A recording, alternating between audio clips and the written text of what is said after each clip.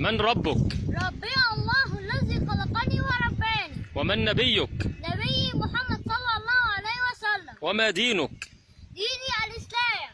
أين الله؟ الله في السماء مستوى على عرشه. ما معنى استوى؟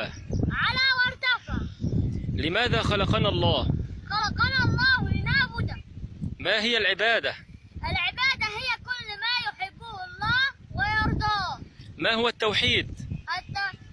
أن تجعل الله واحدا في كل شيء. ما هي كلمة التوحيد؟ كلمة التوحيد لا إله إلا الله. ما معنى لا إله إلا الله؟ أي لا معبود بحق إلا الله.